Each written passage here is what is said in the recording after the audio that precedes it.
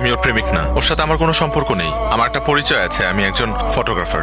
গত 3 দিন আগে ওর সাথে একটা ঘটনা ঘটেছে, খুব বাজে। সেটা হলো যে ও একজনকে ভালোবাসতো এবং সে ভালোবাসার মানুষের জন্য আসলে পালিয়ে গিয়েছে, কিন্তু দুর্ভাগ্যবশত ওর ভালোবাসার মানুষটি ওর সাথে অন্যায় করেছে, ওকে ছেড়ে চলে গেছে।